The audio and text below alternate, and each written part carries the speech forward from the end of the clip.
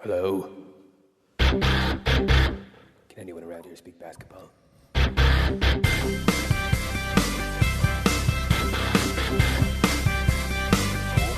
it is.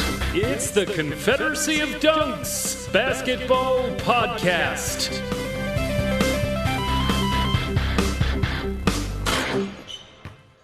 Kyle Lowry. Welcome to the Confederacy of Dunks Basketball Podcast. I am your host, Freddie Rivas, and who, sir, are you? I am the producer, Matt Duncan. And Fred, how are you doing today after today's episode? I am doing great. Wow. It was a whirlwind of an episode. It was action-packed. We had two legendary guests on our show, Will Weldon and Dylan Gott. Dylan was, removed from the podcast very early into the recording. I'll save the reveal. You can listen and see what happens. Yeah. But just know, even podcasters have to think about their personal safety and make sure they're in the right space when they start recording. Because if you are in the wrong space or a place where you're not supposed to be recording, things can happen. Yeah. This episode did remind me of the first time I went on the ride Dragonfire at Wonderland. A lot of excitement, hurt a little bit, but you just want to keep going back for more. And no lines. So, that's what you're in for with this episode. I said it on the pod before, but I definitely invited chaos this week, and we got some. So I hope you enjoy it. It's a whirlwind. But, before we kind of dive into all that, the podcast has really been growing recently. And, with Sonar and with our gear and, helping us out more and finding us and all that stuff. What's the central place for the information? Matt, can you spell it out for these people? Like the good old days, you could always go to dunkspodcast.com. That's our website. And you can listen to the episodes there. You can click on the past seasons that we've had, as well as all of our links for everything else. That includes our social media, our YouTube, our Twitter, our Instagram. And on our Instagrams, we do have those link trees set up. They will take you to everywhere you need to go. If that is for you want to buy a hat, you want to go to our Patreon, we've got a link for that. And as well as our network that we're a part of, the Sonar Network. If you want to check that out, go to thesonarnetwork.com, click our links, click that and more button on the top page there. There's a lot more podcasts being added every day. And we represent the basement. We are down there without the natural light. And that is how we exist. We take vitamin D. Matt's getting a bit wild himself, folks. By vitamin D, I mean vitamin dunks. We take lots of dunks. But yeah. So the links, where to go, and the Raptors are officially out of the playoffs for the first time in the history of this podcast. And so we will continue on with season 8 through the playoffs, talking as much Raptors as we usually do, as well as following the playoffs. Freddie and I are going to do a little friendly playoff pool between the two of us, which we'll talk about more next episode. And So, it's been a wild season. Thanks for listening. Thanks for all the contributors in the Give Me Some Raptors news group. And Freddie, I'm feeling good. Matt, that was so well put, so profesh. I think before we dive into this episode, and before I kind of cue the sting and all that good stuff, I actually want to just ask you, because, me and Kevin started this podcast when the Raptors signed for Kyle Lowry. So there's a perfect time capsule for me as far as, diving in and being like a hardcore, Raptors person who talks about Raptors all the time and does pods about it. But, you joined in, a couple years in, and you've been at it now, and you've had a lot of good times. And I'm curious what it feels like for you now does it feel like a blip in the good times, or just a different part of fandom you're curious about? Like, what's your state? Like I guess I'm a glass half full kind of guy as far as the Raptors run that they've had these last 7 years. And it's been really interesting to see the build and how, they keep achieving different things through the years that they've made the playoffs, with going to the conference finals for the first time. And then, obviously winning a championship. And it's just like, with everything that's going on with the pandemic and, playing in Tampa and everything, I am not disappointed at all in this team. And I'm excited for them to have a proper off season, and they're going to have the longest off season they've had in a really long time.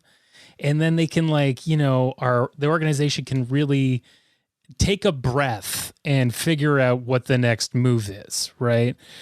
I think it's going to be really good for the franchise. And I'm really, there's a lot of time between now and October. Really hope that we're able to go and see them play in Toronto again, with or without fans. I hope that works out. So yeah, it's been, when I started this podcast, when I started producing it, I wasn't a big basketball fan at all. And now it's like, man, I got motherfucking League Pass. I watch the Raptors games. If I miss it, I watch it the day after. And, I'm deep into Raptors fandom, and I understand the game more. And I just love hearing, all our guests and you talk so in depth about it. God damn it, Matt. We're blessed and lucky to have your curious energy with us as we, go forward into a new era of Raptors history, because we're hardcore. So we'll be here through every part of it. So I too look forward to the time where we get to get to have our Raptors back in Toronto, and hopefully get to go to a game together. We'll take a picture for the pod, and it'll be really nice. But this is a really chaotic time, so I hope you do enjoy. But before we go into this podcast, I will say Black Lives Matter, stop Asian hate, email your city councilors, and defund the police. Yeah. Maddie, if you feel like we're good to go, please, sir, just give me those sweet words. Okay.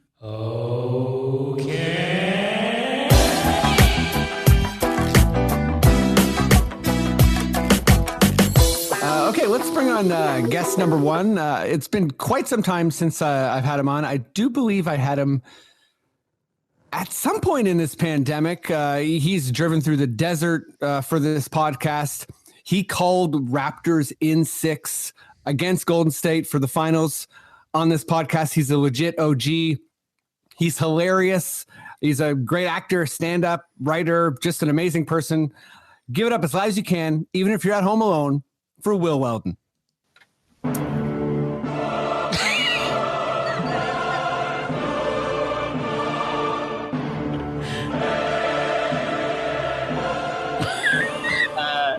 Yeah, it's look, you don't know if you should just hang around for the whole thing because it just keeps building and building. And you don't want to interrupt it. When did I drive through the desert for this podcast? I don't remember exactly, but also, why would I drive through the desert for this? I don't understand. I believe we recorded this podcast over the phone. Yes. And thus, the desert has phone coverage now, Freddie. It's the year, well, it would have been probably the year 2016 was the last time I was in the desert, but. Well, that's just me, just me trying to build up the lore of the podcast. You were driving, and I think it was in a desert. I think you were thinking of no, it was I probably said it was a service, like a cell service desert, and I probably was just walking dogs up in the Franklin Hills, is what it was. I don't know, man. There was a time where I feel like you might have been in Death Valley. Yeah, you were driving around once. So remember you were yelling at people and stuff. Yeah, well, that's any time I'm in the car. I still think you guys are just mistaking this for a time I was like driving to and from work, as opposed to hightailing it through Death Valley with like the police on my trail. Yeah, that's how I saw it. Like I'm wanted by the law and you got still calling in, as opposed to like I'll go insane at work and kill one of these dogs if I don't have something to do. Honestly, it's pretty scary either way, and you're pretty badass either way. Let's bring our guest number 2. Yeah, I can tell you're just trying to keep this moving. So keep the train moving. Like, people love the desert like banter. yeah, you sound real impressed. Hey, okay, let's do it with for real. Moving on. He's also an amazing stand-up, hilarious dude. Also an OG of the podcast. Was the first person I saw when I went to Humber College, which honestly isn't really a compliment at all. It's just something I thought of when I thought of him. So give it up as loud as you can, even if you're at home alone, for Dylan Gott. Yeah, buddy. That's what I fucking bring. Why the fuck am I guest number 2? Redo the intro. Will number 2. He did this podcast while he was on the side of the road one time. I remember that. Yeah. No, I did not pull over. I continued to drive. Listen, you're both metal, and Dylan, you're more metal, I guess, than Dylan somehow. Yeah, fuck you, Will. And fuck you, Freddie. I need some respect. Oh, you're not gonna get any. Please. This is a disrespectful podcast only. Do I have to go Hitchcliff on this? Am I Tony Hinchcliffe? Is that his name? Hitch? Yeah, Hinchcliffe. I kept saying Hitch, and someone was like Hinch, and I was like, yeah, that's my problem, getting a racist guy's name wrong. Get the name right. It's funny. The best thing about Tony Hinchcliffe is like 4 people actually like him. But like, because it's now become a cancel culture thing, there are all these right-wing New York comedians that are like, that have to be like, look, I may think he's extremely unfunny, but let's not act like what he did was that bad. Like, even nobody likes him. So even the people who have to do culture war bullshit are still like, look, yeah, he sucks. And I would rather leave the room and cross a busy street than watch him. But like, let's not act like it was so bad to just be extremely racist on stage. That's what the funniest thing was. I try and tie this in, but that was the funny thing about watching the Raptors this year was people on my timeline going like, Utah's really got something. And I want to be like, no, he doesn't. We're bad again. Something. It's fine, guys. I'm happy to say I didn't know this Tony Hinchcliffe at all. And when you guys brought him up, I thought you were talking about a ref. Like an NBA ref? I was like, sounds like a ref name. That does sound like a ref name. I was like, fucking Hinchcliffe's on the game, you know what I mean? But no, I just Googled him and he's just, I guess, a random racist comedian. Or was it just a picture of this? Yeah, it was he was surfing like a sick wave or whatever. No, it's not even that. Like here's the only problem with cancel culture comedians. Oh God. They're all just fucking losers, and they're just like thin losers. I don't know. If you're like that, there's this guy, Chris DiStefano, and he's jacked, and I appreciate that. If you're gonna be like a free speech, I can say what I want thing, you should also at least bench press 250. Yeah. Oh yeah, lots of starting there. Would I ever criticize Joe Rogan to his face? No, of course not. He put you in an arm bar. Oh, I did a show with him one time. He is so small. It's like, I do think I could beat him up. He's like 5'2". It was like my mom, like as wide as my mom and as tall as my mom. Well, Dylan, you're tough. Nice. Okay, you know what? Let's dive into this, tough. guys. This is Maddie, psoriasis. Cool. Matt, if you're there, give me your most delicious Raptors sting.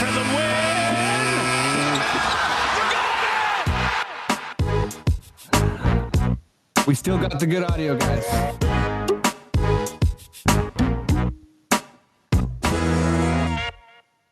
Tony Hinchcliffe. Okay. Will, let's go to you first. Yeah, the Raptors are officially eliminated. It's been pretty clear they're going to be eliminated for some time. Besides, just getting the hell out of Tampa, what are you looking forward to the most for the team? Dude, it's so much more than just like get out of Tampa. It is like this season to me, it's like it's not. I'll be honest. I have not watched much basketball this year because like I think it's a bit of an abomination and just like unbelievably irresponsible what they've done. Mm-hmm. But I think the main thing I'm looking forward to is like there's just like too many. It's like so we spent the whole year wondering about Lowry. And then when he didn't get traded, we were like, well, what happens in the offseason then? And then there's also Masai, where it's like, well, what, like, if he leaves and becomes the head of like Basketball Africa, like, what am I going to be? I can't be mad at the guy. Like, I'd have to just be like, well, thanks for the championship. But like, there's just like, it's like we know like Fred and OG and Siakam and everything else is so up in the air that I'm like, I want the off season over. I want it all over. So I want to know where we stand for next season. So you're looking forward to like more, is it fair to say like just more clarity in general and like less of a hot mess? I'm looking for all of it's not even like a hot mess. It's just like it's more like a dead body. Like you don't see like a corpse by the side of the road and go like, ooh, dramatic. You're like, Jesus, like we just need to solve this murder and get on with our lives. Yeah. No, I think like I'm with you on like needing some closure or just like other things to happen than what was this season. Like with Masai, I guess with the draft. Dylan, what about you? What are you like looking forward to or dreading or whatever? Dylan, did you hear me? I gotta go. Bye. That is okay. This is great. You know what? Dylan's on the lam.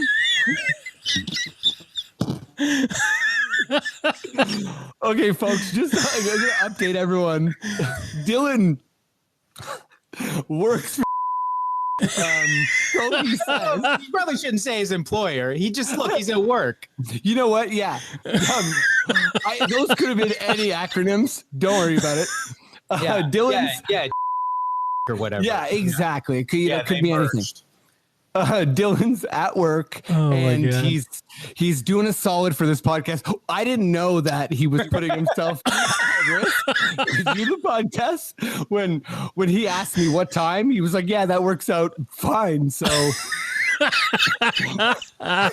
dude, some people are just too accommodating. Like, I think so. Like it is okay to be like, hey, I work during the day. I guess seeing someone physically run away is a first for this pod. So I'm a bit giddy, but I guess I'll move on and Dylan will rejoin when he can. Like another closet, I guess. Man, wow. Well, Will, yeah, I think you covered a bunch of like what I was feeling as far as like, I'm just wanting to move on from like all of this, from like narratively, from like, wondering about who the pieces are for the Raptors. Like, I guess I was going to say, depending on Dylan's answer, that I'm looking forward to seeing like where we price out like Gary Trent's contract and kind of like how that folds into the future of the team. But, I think you said it better because there's just so many different loose ends that we have to start the inertia of like, cleaning up the body or letting someone know it's there. Can I do what I think Dylan's answer was? Sure. Freddie, for me, it's all about Yuta, man. That's all I care about. I'm excited to see how that pans out. I think he's the future of this team. Thank you very much. He was going on a lot about how, Yuta's amazing and he doesn't get enough like Yuta specific questions in the pressers. Yeah. So hopefully they work that issue out. But here's a fun one. Will, I know you've been a fan of the Raptors for, so many like me, like a lot of bad seasons, a lot of I've been a fan long enough that I've had them blocked on like Facebook, Instagram, and Twitter a bunch of times because I just can't stand to see them at all. Exactly. So you've been through it. Yeah. So, the Mike Jameses, the Ben Uzos, inevitably there will be like, something that's referred to about this season that is kind of like, that a certain player or maybe a play like embodies like, oh yeah, this guy was, a big part of the team or whatever, or he had a good year and he's a bad player. So who's that for this year? I think it's going to be weirdly, this season's going to be all about everybody except like Lowry, Siakam, Fred and OG, because like I think all the stories are going to be like someone will bring up a game and you go, which one was that? And they'll go, Malachi Flynn scored 25, and you'll be like, oh yeah, I remember that game. Like there are just so many games where someone else had to score 20 points, like just by default of the way the game worked. And so I think it's going to be like this is going to be the season of the starting lineups, like dozens of starting lineups, seemingly. Yeah, I think we had like I was watching the game yesterday because I like just torturing myself, but yeah, it was the 35th starting lineup. So it's been such a like hodgepodge of like different types of styles, and because of health, like everyone who's on the team, I think basically is started at this point. I think if you're on the team and you haven't started, you should call your agent and be, pretty angry about it. But yeah, for me this year, I guess I'm assuming we let Stanley Johnson go. And I think that out of all the people, he was kind of this guy who's like, oh man, this does seem to be like maybe your last chance to prove yourself. Yeah. Or like, he was a high draft pick, like still young guy, kind of seems like he could be a good player. And, I had a lot of different types of opportunity. He had opportunities to be like the solid 8th guy or the solid 7th guy, or he also had opportunities to be, like run some offense. And I think, I don't want to say he's like just failed in so many different ways, because I think that the year has been terrible for a lot of people. So, like no one on the Raptors has been put in a great position to win necessarily. But I do think that Stanley Johnson, we got him and it was kind of like, oh, this will be a guy that's a real challenge for the Raptors development system. And I think later on it will be kind of like, yeah, the development system didn't do it for him. Like, yeah, I think it just didn't work. We might also look back on this season as the one where we all thought Birch was really good. Like, people are like, that's a good answer. People are hyped for Birch. It's like, why don't we slow down and try to take absolutely zero lessons from the season in which we played essentially every single game on the road? Okay, that's a great answer, because I am hyped by Birch. And I was thinking that one of you guys, you or Dylan were going to say like that about Boucher but I think Birch is actually an even better answer, because Dylan's all Yuta, baby. I talked to him before the show. He's right, like, yeah, that's what I'm going to, he was like, I'm going to remember this as the last season in Yuta's career where he averaged under 25 points a game. Yeah, totally. Yeah. He'll honestly, I was just going to add a joke to that, but I think you got it. Should we call somebody else? You can just give somebody else the link and have them jump on. We could, but I mean, you just go through your Rolodex. I mean, the look on Dylan's there'll be face, some people. I know, I'm scared. The look on his face was one of enough terror that I feel like odds are pretty good he won't be back. Yeah, I know. He wasn't just like, oh fuck, hold on a second, guys. It was like like a ghost had just like crawled out of a television in front of him, and he was really? like, or if you want a slightly more current reference, he like looked up and saw like the It Follows ghost. Like, yeah, I gotta go. He really played it down earlier. I think that's what's got me so giggly. He did tell us like the boss was there at work. Yeah. He's like, not like his boss, but like the boss. He's like, so they said his boss opens a door and I should be afraid. Yeah. And it's like, well, yeah, I think, maybe you should have been afraid, man. Yeah. Matt, I should ask you, dude. What's you've been kind of like high on Baines, or at least like laughing at him a bunch this year. Don't bury Matt like that. Don't do that to Matt. That's so rude. Yeah, I wouldn't say I was exactly high on Baines. I'm high on making fun of Baines. I just can't fucking help myself. That's so dirty. Matt, you're high on Baines. No, but I mean, like, you've enjoyed. Baines is your number one guy since Joey Graham. Since the drafting of Joey Graham. Explain, please.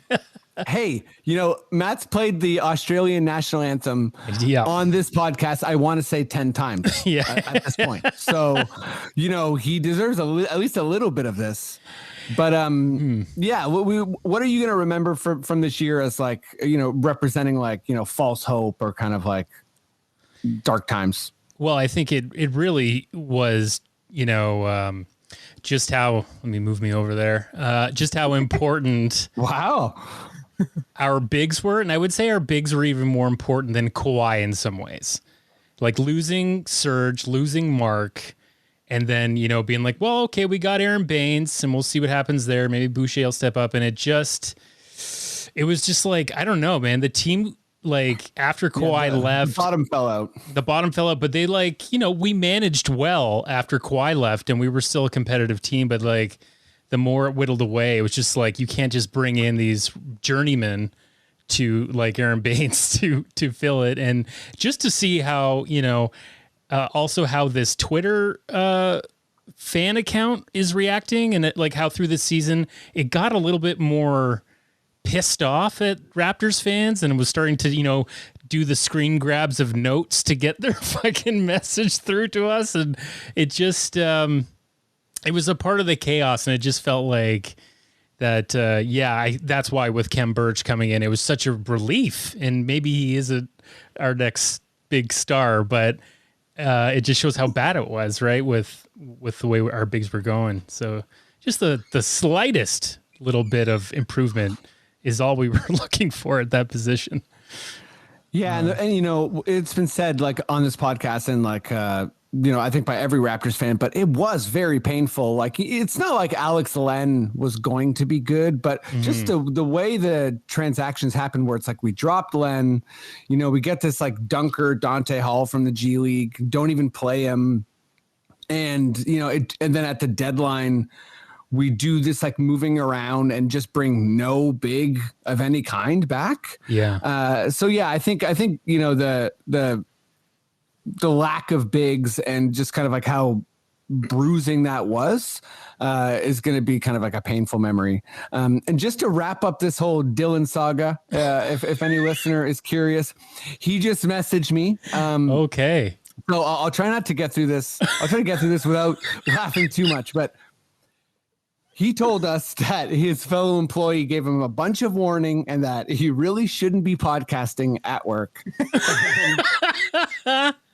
And then, he really downplayed it and he said, I don't care. I'm just going to pod. And he we started the podcast and then he ran away like, Will said, like a ghost. And he just messaged me he said, wow, my friend really wasn't lying. LOL. Sorry, dude. So, here we are. This is great.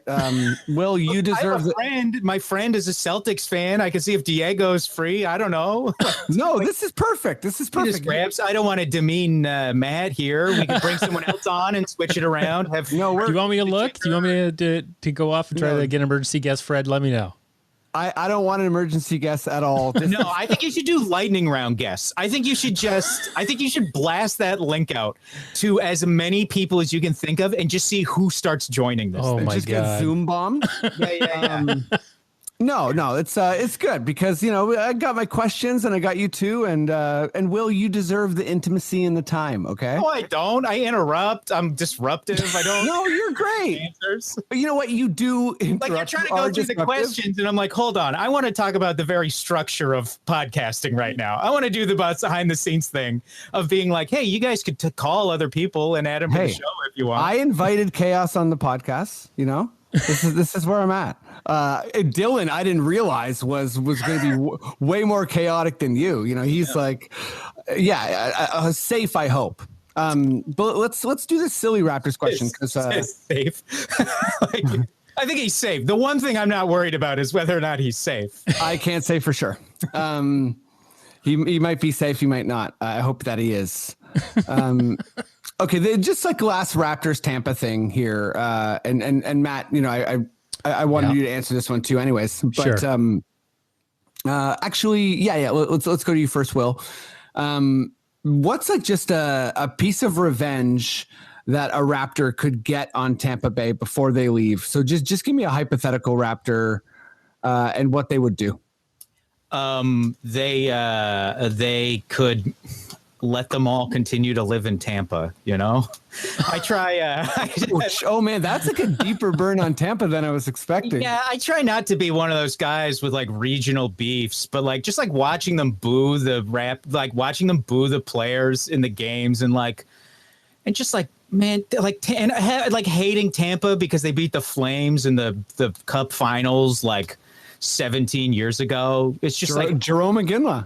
Yeah, good one, Freddie. Jerome McGinley. Hey, Not any specific thing. Jerome McGinley. Like you're like did he score a goal? You're like a guy who barely speaks English. Like Jerome McGinley. Like yes, He the was the NHL. captain of Jerome the Flames. Good luck. Didn't he score a goal? Yeah, he scored a bunch of goals. He's in the Hall of Fame. No, but he's the best. He's the best player in the history of the team. Wasn't he the one that scored the goal that like what would have won the Stanley Cup? No, but it was overturned. It wasn't overturned. They didn't see the puck cross the line because it just barely did. That was Martin Gélina, who, if that goal had been seen and had been the game winner and the series winner, he would have been the only player in NHL history to have scored the winning goal in every single playoff. Yeah, that was insane. I remember that. Yeah.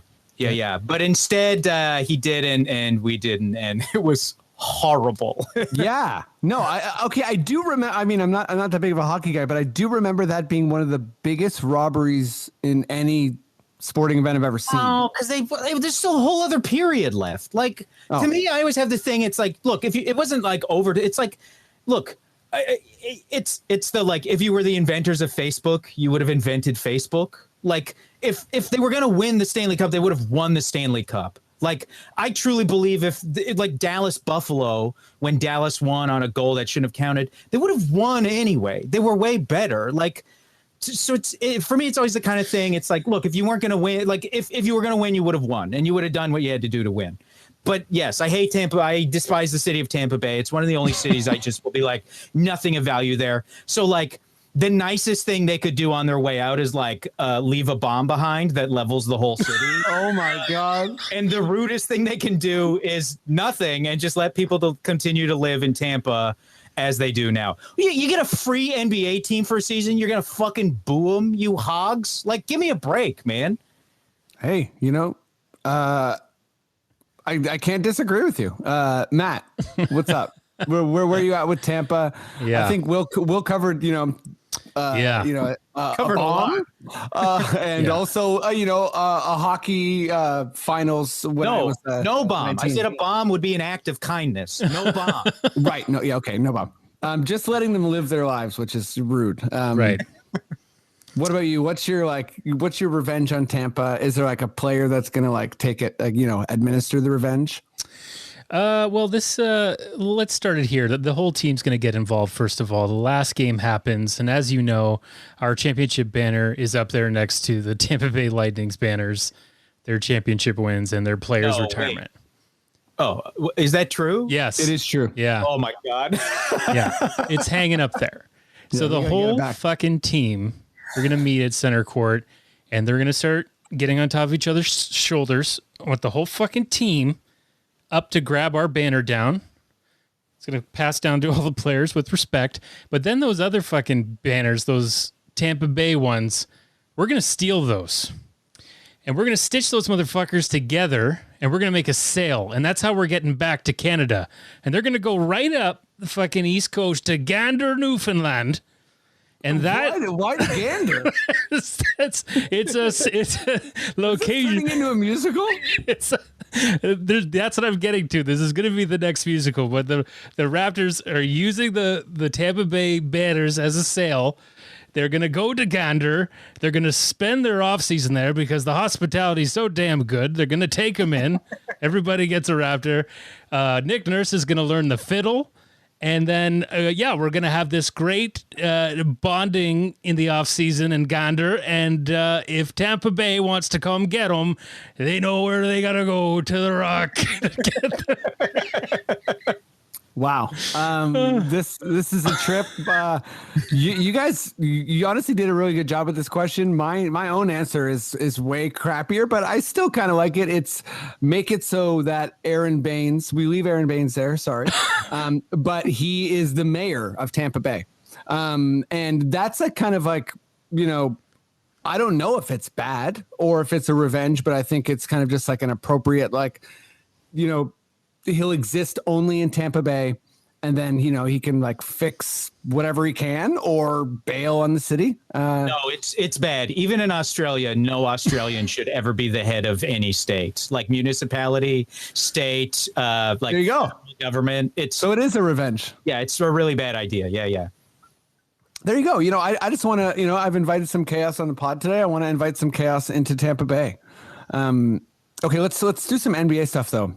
Maddie, good sir, please give me your most delicious NBA sting. This sting goes out to the top undrafted player in Raptors history, Aaron Bynes.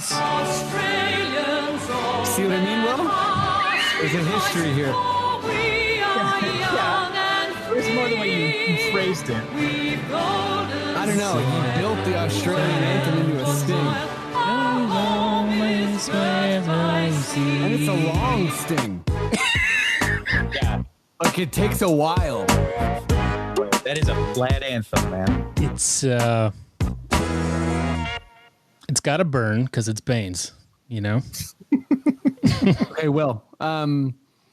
Let's talk about the. Hold on. Let me answer question number 3 for Dylan. Okay. How I would punish Tampa would be depriving them of Yuta. Of course. Yep. Yeah, That's I would bring him back with the team and deprive him of the most dynamic player in NBA history. See, what's interesting is Dylan was kind of not making fun of, but just saying that people were too excited about Yuta. But that was before we started recording, I believe. Mm-hmm. So now it just seems like I'm being incredibly cruel to a guy who I'm sure is perfectly nice and like whatever. You can fill a roster out with him so far. So I did want to give that backstory before it just seemed like you're just picking on Yuta and Dylan. No, it's like you're just picking on Dylan. Yeah. And not even picking. I'm honoring Dylan. This is I'm honoring. I'm going to honor Dylan by just getting up and leaving in a few minutes, too. It's the Please don't. The ultimate Dylan God tribute. That would be the ultimate Dylan God tribute, but I think I just want to let that live in this podcast lore. You drove through the desert once. Yeah. I didn't make myself laugh, by the way. That was just a cough. Sorry, everybody. We should call it. That's called getting Dylan got. Like you just got Dylan got when you just got Dylan got leaves in the middle of recording the podcast. Oh, did he agree to something? I bet he's at work.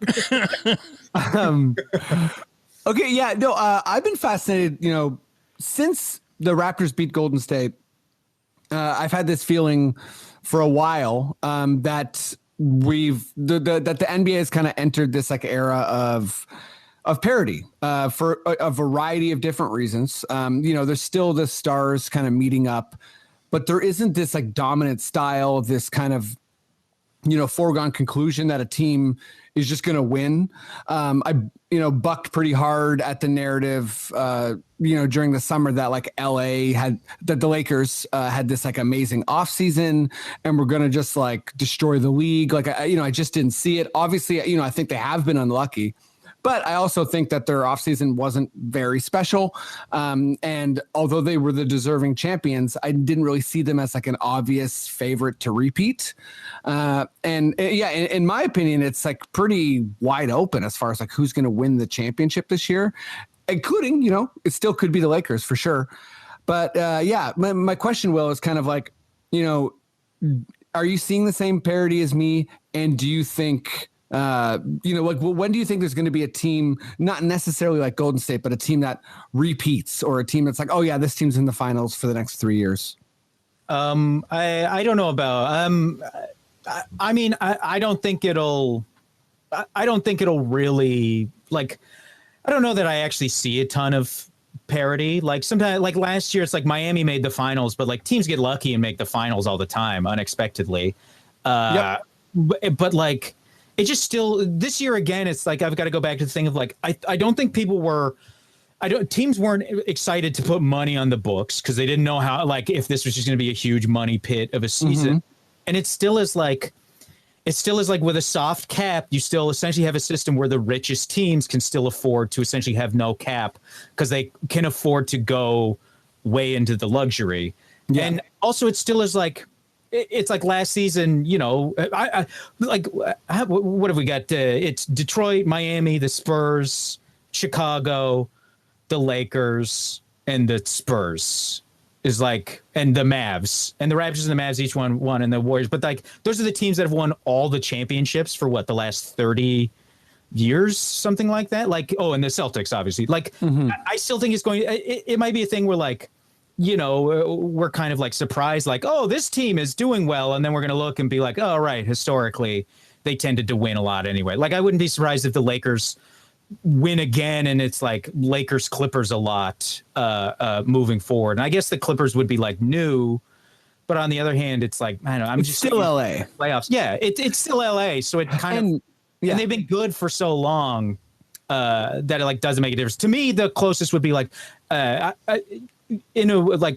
think if the closest we get to that is like a surprise team. Like, I wouldn't be surprised if Philly is in the finals, like wins a championship and is in the finals like 3 or 4 straight seasons as well. Cause they're like good and they have a coach and they're like, you know, Joel Embiid has started washing his hands after he goes to the bathroom. So they're having better luck now. That's one of the most disgusting things any NBA player has ever said in the history of the game. When he was like, when he said that the Raptors wouldn't have beat them if he just like washed his hands better. Yeah, because that definitely is like a pretty open admission that, you know, you had shit on your hands and ate the shit. Oh, is that what got him sick? E. coli, baby. Yeah. Oh, Jesus. Yeah, I agree with so much of that. And I think you had a lot of good points about what is parity like in the league, and like, you know, I think the idea of it, you know, is always kind of like larger than like the way it actually plays out. We also had the thing too, where even when the Lakers were dominating every season, it still was a thing of like, you still weren't sure. Like, they didn't dominate to such a degree that you still didn't think like Sacramento or Portland or whoever were going to beat. Right. Because like it feels a little bit again like the early 2000s, where the West is just like, it's like too good, man. And then whoever comes out of the East is sort of a thing of like, I don't know, who gives, like, are they going to be even close to good enough? Probably not, because like the West is fucked up how deep it is. Yeah, and I think like the Philly point too is like the answer I was also like looking for with this, because I think, I'm just kind of trying to imagine who could potentially put this together. And I was kind of, the idea started with you know, the Lakers maybe being in the play-in, and then, you know, Brooklyn having sort of a super team, but they're all, or Durant and Harden are obviously a little bit injured and on the older sides of their career. But I think Philly does kind of fit this description. I was thinking, you know, maybe potentially Milwaukee, if like Drew Holiday really works out and they're able to kind of like go forward, but also Lopez is kind of, you know, seemingly at the end of his career. So, and yeah, in the West, you know, Doncic is the type of guy. It's like, oh, if you put the right people, but it's like, well, they haven't. So I don't see how that's going to happen. And the league feels like old right now, kind of. Yes. Like, even a guy like Curry, where you still think of like, oh, well, he's still young, but he came into the league when he was like 22 or 23, and you know, he'd like had his ankles blown off by landmines or something when he was in college. Like, he could be done when he's like 30, just one of those guys who's like done at 34, 35. I think that's it. And like so much of the contenders, you know, Paul George and Kawhi, they're not like old, but they're also not like young and upcoming. It's like they have to win now. Yeah. It feels like everybody except Doncic is 30. Every player in the league right now is 30 or older, except Doncic, who still looks like he's like 17 years old. Yes, totally. And if you look at a team like Utah or Phoenix, it's like, well, this would be like Chris Paul's, like, you know, one run. And Utah, Conley is older, and I guess Doncic, or I mean, Mitchell, who knows? But yeah, you know, I think that tracks perfectly, because even a team like Portland, who has this kind of like up and coming quality, it's like they're not very young. What? Up and coming in Portland? No, I mean, like, you know, they kind of have this, like, or for me anyways, the Lillard narrative is like, he's like, every year he gets like a little more, you know, he's fighting for like a little more respect or whatever. But yeah, he's like, he's not like, yeah, Doncic is very young, and the rest of the league does feel kind of older or not in a place where they can win right now. Yeah. I mean, Lillard is 30 now too. Jesus Christ. Fucking God. Yeah, it just feels like, I mean, I'm like, God, he's like, it's just a weird thing where I look back and I'm like, it just feels like there haven't been a ton of like new stars in a long time. Well, and I think part of that is LeBron and Golden State kind of just they won during all these. These would be the Drexlers and the Barclays, or It also is so weird. Like you look at the fact that the Nets have Harden and Durant and Kyrie. And everybody's kind of like, I don't know who cares. Like, it's just like, you just don't really care about them very much. It's like, because it feels like the bottom of the barrel of like super team building. Like, just like a thing where the guys just like force their way there, but they don't really have chemistry. And they played 7 games together. Are they, and like, are they even friends? Like, were Durant and Harden, did they like stay friends after he left? Like, it just seems like 3 guys thrown together. And it's just kind of like, okay, they have these 3 great guys on the team and like, Steve Nash kind of trying to hold it together, but like, they're all, I think 2 of those guys are 30 and it's just like, all right. I don't know. And it's a thing too, where if Murray hadn't gotten hurt, it might be a thing where I'd be like, well, I figured Denver might win the championship just because they seemed like they had like the sturdiest legs just because they were young. Like, and they have that kind of up and the Denver. Well, yeah, that would have been a good answer to this question. It's like they do have this, but potentially anyways. Like if you believe Doncic is going to continue to get better, and you mean Jokic? Jokic, sorry, yeah. Okay, let's go to this next one, and it's just kind of like an accomplishment question. Maybe you don't care, maybe you do.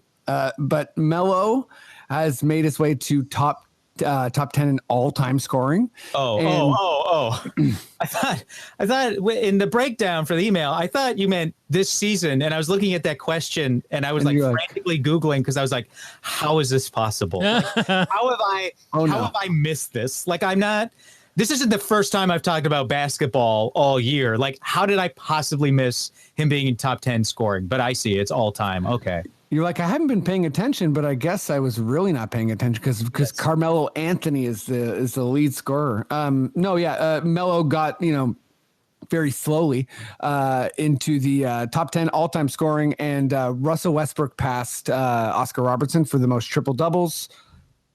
It was kind of a nice moment for both of them. And I think, I thought of this question because they're both in the category of player that I think, if you expect like greatness to come with like tons of, winning all of the time, you might be disappointed in them, but I think there's also people who can appreciate them as like kind of unique players. So what accomplishment do you think is greater, or, do you think they are great accomplishments?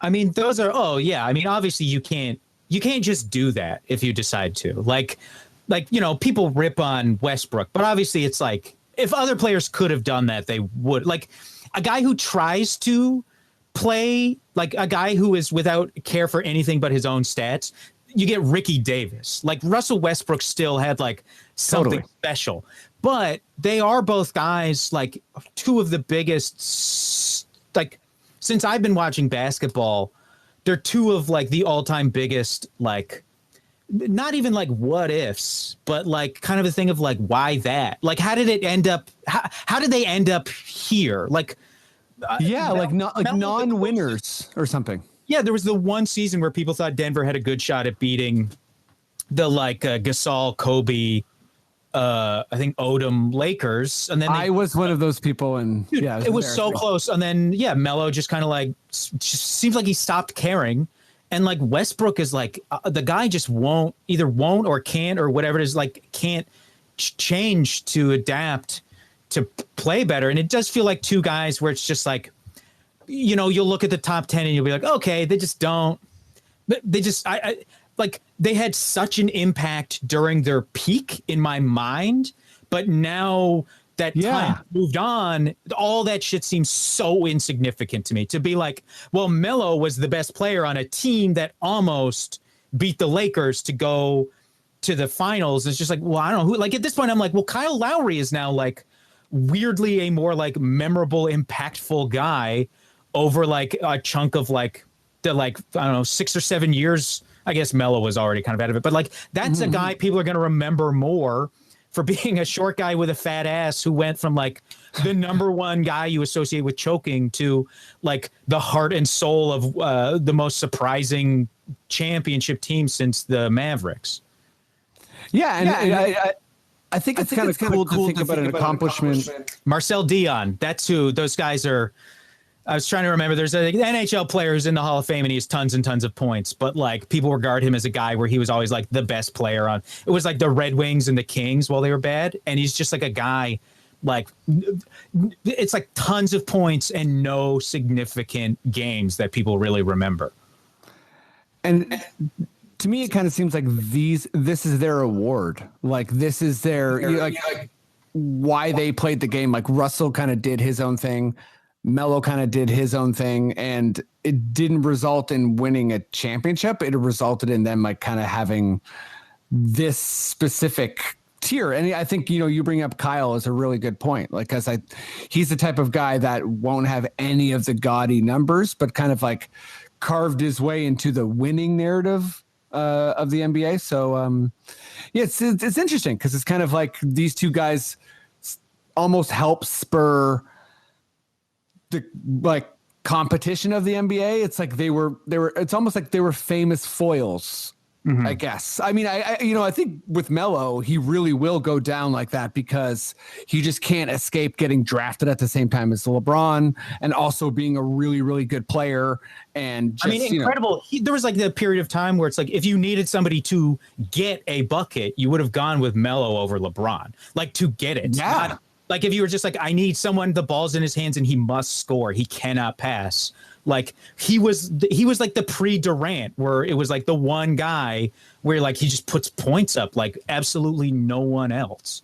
And he can shoot over anyone. Yeah, just like was like a kind of like with his own will. And he had a little bit of that kind of Kobe fade away, just like even if you're draped in like multiple defenders type of thing. And I think bringing in Durant is a really good point too, because do I have the echo? I can unplug I can unplug, but just leave this in. What is it? What am I going to be unprofessional during? I'm going to ruin the professionalism of this episode. I think I fixed it. All right.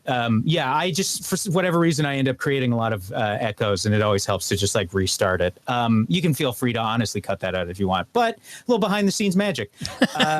We're doing it all. A thing I loved about Melo was he never was like ripped. It's like you got to love a player where you're like the guy just does, like you're like, I bet the guy's on like the stationary bike for like 25 minutes a day, and that's like it, because he's not ripped. He doesn't have like big muscles. He just looks like a guy who walks a fair amount every day. Yeah, well, and that era of the NBA too, it's like think about him, like our like Pascal is like roughly like the same size, but it's like he's kind of like the way the NBA looks now. And Melo was like of that, he was a 3 too, right? He's like a huge 3, who'd play the 4 sometimes, who'd kind of post up, but like that wasn't really how he played. You know what Melo will have over Westbrook is Melo will always have like national team Melo, like there's like hoodie Melo, Olympic Melo, like the Olympic Melo of like spot up shooter, like a thing where you put him on a team with guys he respected that much, like guys like Kobe, and he like did the stuff he should have been doing if he really truly wanted to. Wanted to win. If he truly was like committed to winning the things he would have had to learn to do in the league, he like did that on those national teams he played on, where like he played defense. He was like a big guy. He was in the way. He like set screens. He did like planted himself and was a spot up shooter. He was like very integral to those teams winning. And he would come back in the season after the national team. People would be like, why can't he do that stuff in the regular season? But there's no like, there's no time where you can point to of like, well, look what Westbrook was capable of, like in this different situation. It's like Westbrook has and will seemingly always be this version of Russell Westbrook. Yeah, which is like extremely competitive, but not efficient and kind of taking up a bit too much space, but also really fun. Like, he was able to be the guy, beside the guy who was an MVP in OKC with Durant. But yeah, I think like, by the time Russell got his MVP, it's like, that's the player he was. Yeah. He's this triple double guy. And it's kind of like, that's how it's going to go. The Rockets was weird. He's also going to be first now as like one of the guys people talk about as like a bad MVP. Because the narrative's already changed to where people are like, oh, it shouldn't have been him. That was a bad vote. Like, yes. And now because of that, it becomes a thing where people will be like, he sucked that year. It's like, no, he willed an awful team. That was the one season he did have where it was like, well, he dragged that team into the playoffs. And he was awesome. Him stealing rebounds was like his payment in return for like dragging that team into the first round of the playoffs. Yeah. Was then getting to go out and like jump over guys and take rebounds from them. But like after that, it just wasn't the same guy. I was going to say, give me some rebounds, Steve Adams. I made you rich. Like he probably said that a couple times. Okay, let's finish this baby off with some quickish questions. Matty, good sir, please give me that quickish question. Wait, hold on, Matt. Yeah, hold on. What do you think about? Look, now you're making me look bad. Yeah, what do you think, Matt? The guy's on screen. He's running. He fucking types out the little ticker every show, and you're just gonna breeze right on by him. Yeah, you know what? Please, Matt. Now I just look bad. Oh, it's okay, Fred. I'll try and keep it brief.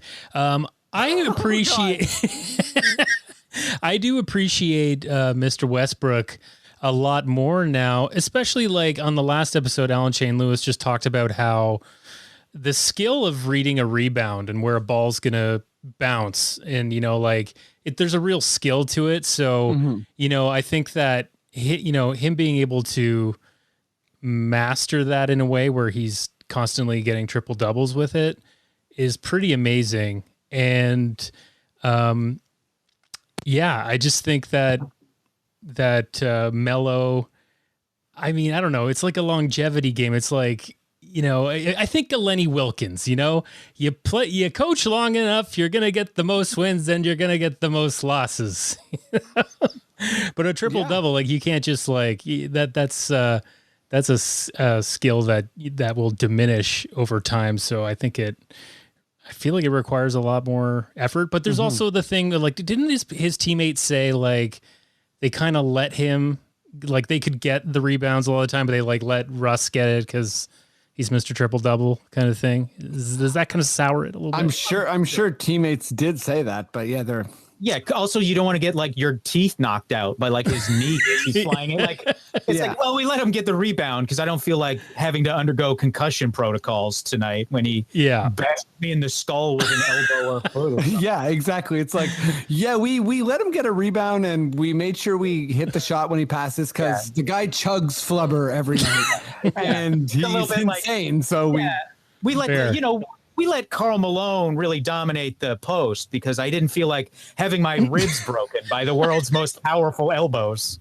Yeah, it is nice. I will say, nasty elbows. I do think it's nice that people are going to be able to look back on like the second arc of Melo's career as like, because like it sucked the way he went out of the league the first time. Where it did suck. It was a narrative of like this guy stinks, but now that he's back and like contributing to a like fun, interesting team and also franchise. And like, he's like one of those classic fourth or fifth starters where like field goal percentage, 42%, 3-point percentage, 40%. And you see that and you're immediately like, oh, I know what kind of guy this shooter is or what kind of shooter this guy is. And like, he's not hurting this team with his shooting anymore.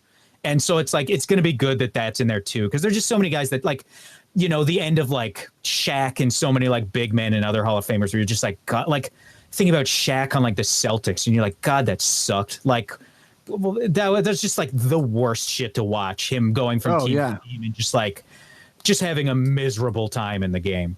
No, the aging superstar is always kind of like a tumultuous type of end. And, it's a good point because I think Melo went away and there was this kind of competing narrative of like analytics people being like, he's washed, he's totally done. He's like, couldn't even do anything on any team. And then NBA players being like, he's awesome. Yeah. And then, for him not to work out well in OKC and not to work out even worse in the Rockets, and then to kind of come back and buy in and not have that type of Allen Iverson end to his career is nice because Oh God, Iverson with the Pistons, man, no knees. Or and then even Memphis, he signed with Memphis, and then I remember like 5 days later, he was like, "I'm not starting, so I'm not going to play." Yeah, and it was just kind of like, man, you're still so good. This is just too bad. Yeah, there are guys like I mean, Duncan was never always had like things to contribute. But like Tim, that the only way that doesn't bum me out is like a Tim Duncan situation, or when you're like on a team, or you go back to the team who you like were like famous for being on, and you go back, and then it's like, then I'm fine with you having like a couple twilight seasons. Like Pippen had like a season, like Dirk, right? Yeah. Dirk was the same thing. Like Dirk wasn't like. He should not have been playing that, like for sure should not have been playing as much as he did, and like the games where they were just trying to get him another bucket, but like that was like fun because it still meant something because of what he meant to the team. But yeah, like Iverson on the Pistons, you're just like, this really sucks, man. Like this is not fun. Or Weber was another guy who I think, was he also on the Pistons or was he on the Sixers? I'm not sure. I feel like he at the end. One-legged Chris Webber also, you'd watch him and you're just like, come on, man. Like, what are you doing? Like, if it's going to be this bad, just like ride the bench. The way like Mitch Richmond won a championship playing 4 minutes total for the Lakers. Great. I love it. Just like a guy who'll be like, give me the couch or give me the change under your couch cushions and I'll ride the bench so you can fill out your roster and hopefully like end up with a championship ring. I'm fine with that. But when guy like, and Gasol is entering a bit of a thing too now where it's like, ooh, I don't know how much you have to contribute here anymore, sir.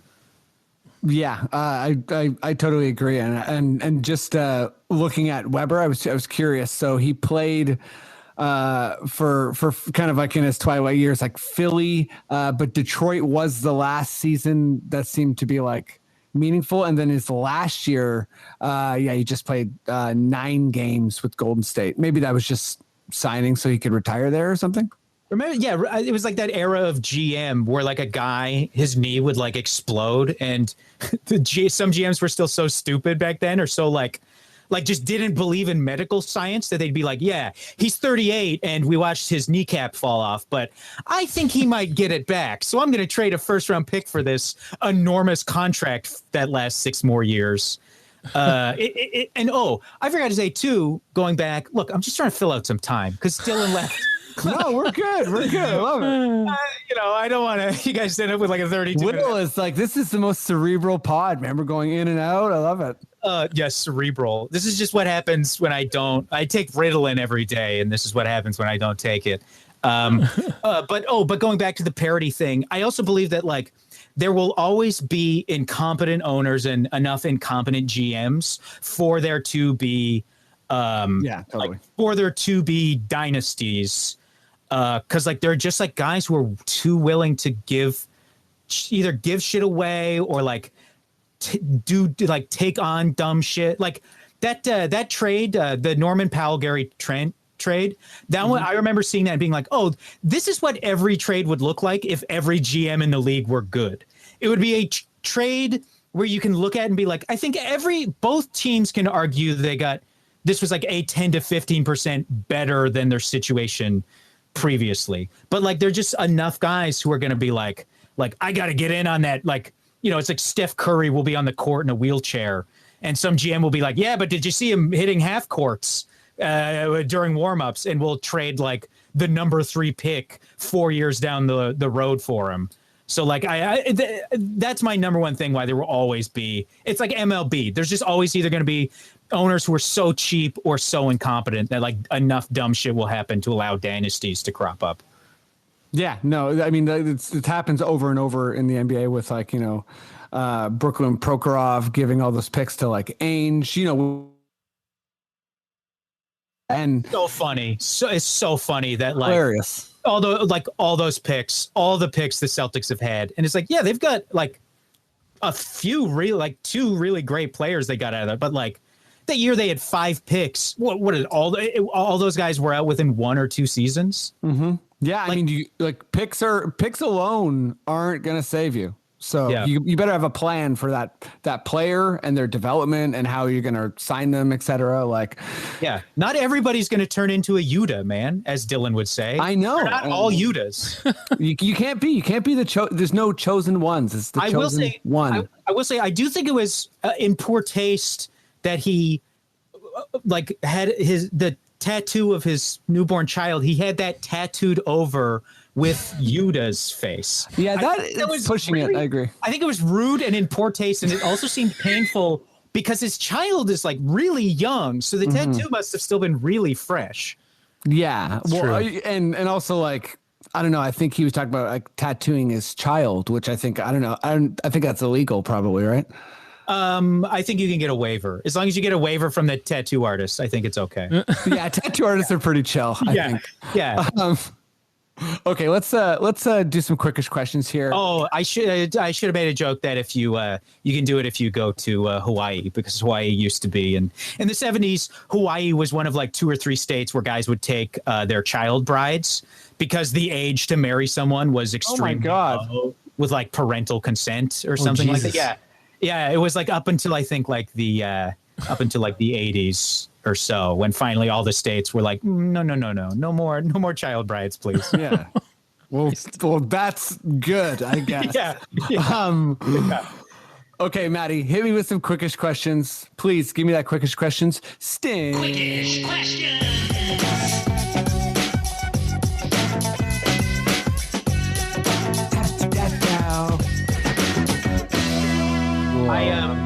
I just. Oh my God! Whoa. Wow, man. I was just gonna say I've grown so much as a guest. I think because I resisted the urge after we were talking about child brides to say that. Obviously, Matt as a libertarian opposes all age of consent laws. Yeah, Matt's a big libertarian. You know, him and his snowblower. He if people encroach on his property and all that. His 2 dogs, Ein and Rand. Yeah. Yeah. And he gets so mad if you call them in the wrong order. Totally. And it's Bitcoin this and, crypto love that. Yeah, that's so, good. You know a lot about libertarians, Freddie. Yeah, I know that you go. It's just not. I will say it's not. I do realize it's like there's some things I did not come to understand the way I do until I moved to the United States, and like you just don't know about libertarianism in Canada the same way because like all the problems it has as a country, it does overwhelmingly recognize how unbelievably stupid libertarianism is, and how most libertarians either. Libertarianism mostly stems out of a desire to either not let black people go to your store or business or marry a child. Those are like the 2 central tenets that libertarianism spins out of. Right. Like it just is intertwined with suppression. Yeah. Because and bigotry. Or I mean, it's nice to say, oh, I want to be responsible for all my own stuff, but I also need an existing government to model that off of. Yeah, well, that's fun. You'd just be a normal conservative if you wanted the normal horrible things that conservatives want. But because you also want like depraved shit, you have to be like no state other than a military at all. But then you get to be like, oh, but it's about freedom. Don't worry, I'm just really into freedom. People hide behind freedom. God damn it. Freedom. Anytime somebody, any commercial with freedom or liberty in it, I'm like, that is a bad product that they're advertising right now. I'll go one further. Family. Yeah, oh yeah, family. If it's like, for my family, it's like you're about to kill somebody. Okay, let's do this. So, quickish questions. I'm gonna get through them as quick as I can. You have to answer as quickly as you can. Oh dear. I don't remember if you've actually started cracking down on this yet or not. I recall in the past you'd be like, time for quickish questions. And then people would spend like 10 minutes kind of like bumbling around in the It's cracked down a little bit, but listen, I have too much ADD to like successfully crack down. I have to be like That's why people. You should have Matt in with like the hot sting to like get people. Matt, you hear that? Matt, I mean, look, this is the most obvious one of all. Quickish questions, and if they take more than a second or 2 to start to answer, you give them the. He doesn't want to do it. What was that? Told me time and time again. Is that Family Feud? Yeah, it's the Family Feud button. I was going to say you do when a shot clock violation sound, the more like natural. Oh yeah. One. But to be fair, Family Feud is a classic, and we'll love it forever. I actually thought that was like a basketball sound. Although Family Feud, I got to say, they're like getting a little lazy with getting to like provocative answers out of contestants. Like in the old days, it was genuinely surprising when someone would say something dirty, but now it'll be like the like, we polled 100 people. What's something you cram in your ass? A dick. And then Steve Harvey will be like, yeah. Like, well, honestly, what were you going for? Like, what did you expect to happen here? Listen, but when Steve Harvey pulls a face, yeah. What else do you want? That's good shit. Orifices you shove a long metal pole into, and then they're like a dick hole, and he like puts his hands down on the podium and like shakes his head. Okay, that probably is entering into like maybe we should cut that. No. Just because I think if you were accidentally listening to his podcast, you'd be like, no, look, I think shoving long metal rods into dick holes, like that's my funniest. That's been my go-to hilarious like sexual depravity reference for like years now. Okay, fair enough. Keep it strong. It's like a real thing. I had an ex who used to show me videos of it because she thought it was funny, and it like genuinely will set your teeth on edge until they like chatter out of your mouth. Yeah. I definitely don't want to think about it. That's like, to me, you know, that's in the territory of like Russian climbing videos where you see people climb on cranes that are already on buildings. Oh yeah, and do chin-ups and stuff. Yeah, I can't do it. I actually start to sweat. Yeah, I almost had a heart attack during the most recent Mission Impossible movie. Like watching that in IMAX, I was like, I'm dying in my chair right now. I would, yeah. And I know he's alive. Like I've seen him in interviews post, but like even still. But you also know he does his own stunts. Okay, Matty, let's do some quickish questions. Will, Matt, have a metal rod in his dick hole. Matt, hit that music. Will, if the shot is the most iconic Raptor moment, what is the second most iconic Raptor moment and why? Kyle Lowry shooting like 500 threes after he went like 1 for 22 in one of the playoff games. Matt, it reflects the two eras of what it's been like to be a fan perfectly. Honestly, totally. Yeah. Matt, how long will the standing ovation be when the team gets to play its first game back at home? How long will the standing ovation be? I think a casual 6 minutes. Ooh. Matt with a classic lightning round stall there. Oh, I know. You repeats the question? Yeah. Bullshit. I've done this game the most. Classic. Will, who's in the finals? Who's in the finals? The finals will contain who? You know, when I think of the finals and who's going to be in it, I'm going to say the finals are going to be the Sixers and the Jazz. Love it. And wow. Yeah. Thanks for calling Matt out. Appreciate it. Jazz are healthy. They've stayed healthy. Matt, if you were a top high school recruit, would you go to the G League, international, the international pro route, or college? If you go international, what team? To scout? To play. To play. You idiot. I'm gonna play in the G League for sure. Damn right. Wow, that was like the rare time the like real true Freddie with like the darkness in your heart that you suppressed slipped out when you were like, "You play, you idiot!" It was like the rare. Yeah. We got a little sneak peek into the real Freddie. Hey man, he's your mentor. The demon's there. You don't want to see him, you know. Also, I forgot to say earlier. I think it's funny that Matt calls you Fred because it's like when someone knows, like if somebody who knows Dan Aykroyd will call him Danny. But like if somebody goes by a nickname and somebody knows them really well, they'll like call them by like a more official name. So like as a Freddie, someone who knows you that well must call you Fred to denote how close they are to you.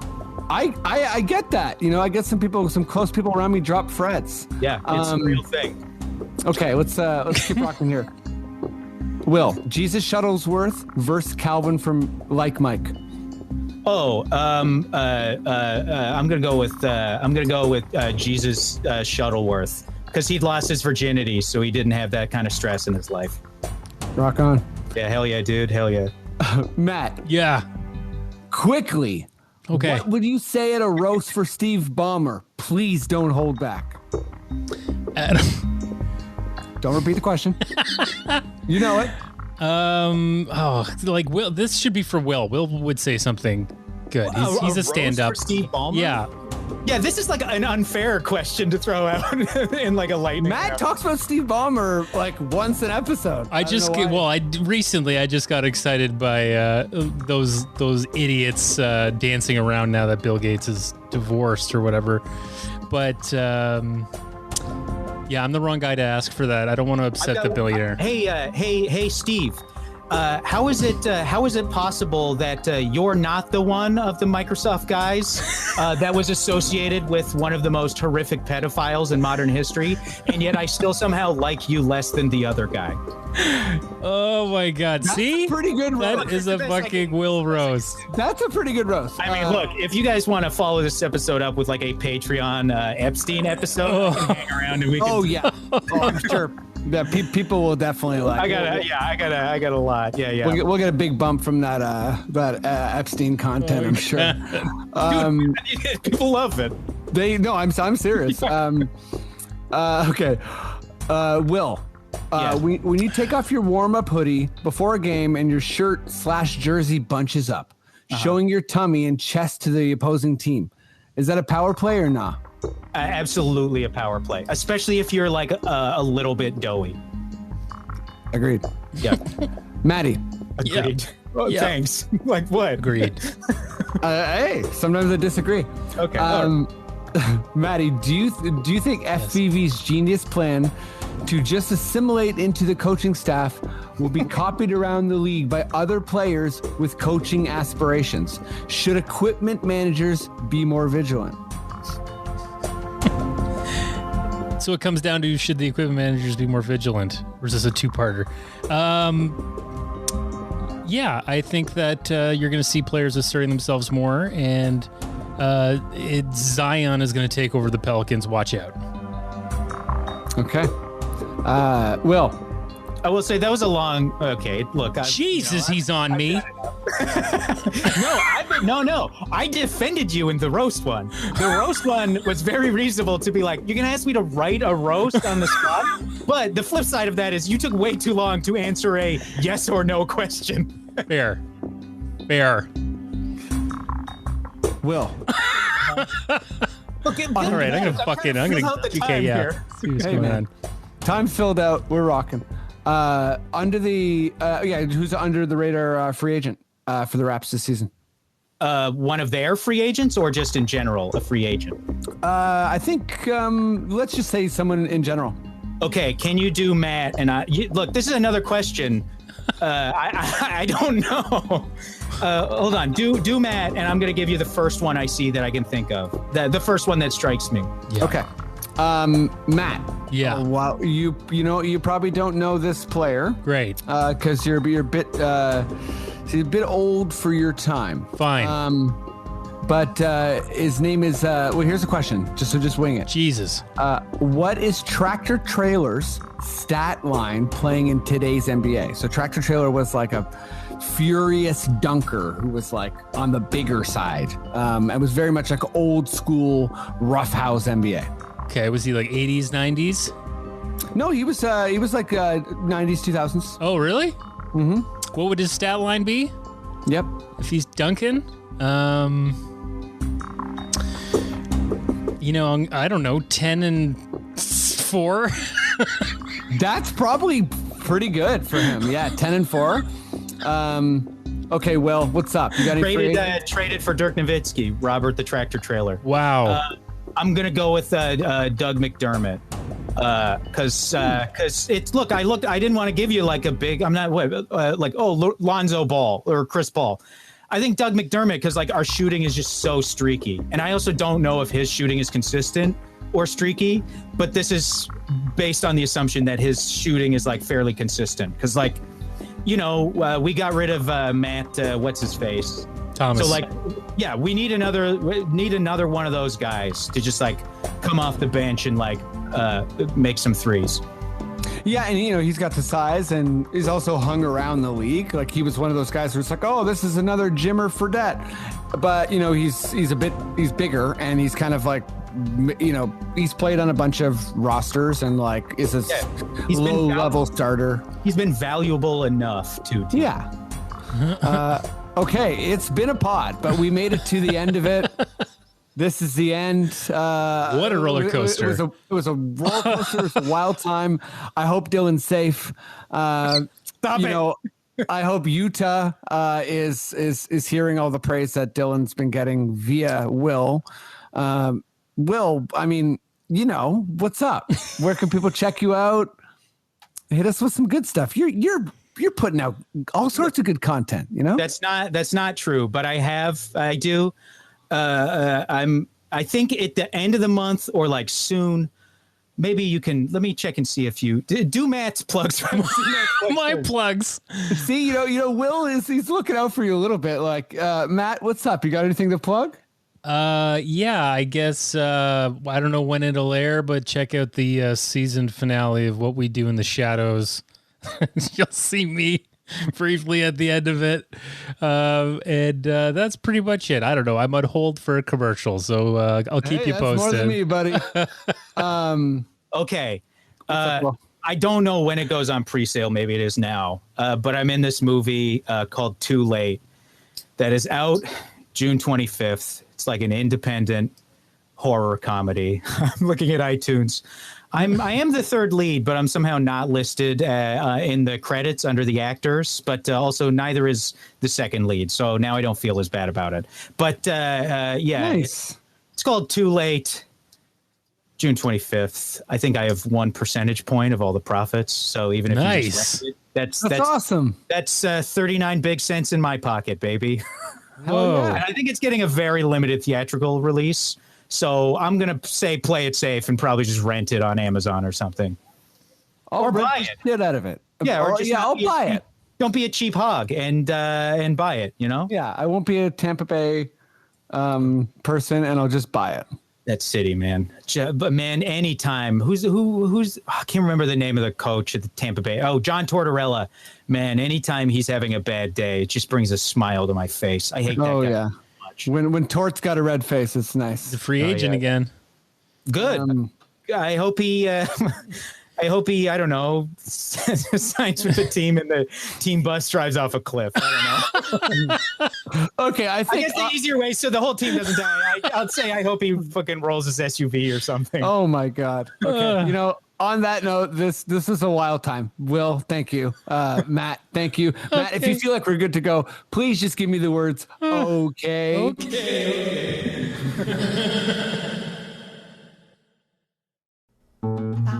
This podcast has been brought to you by the Sonar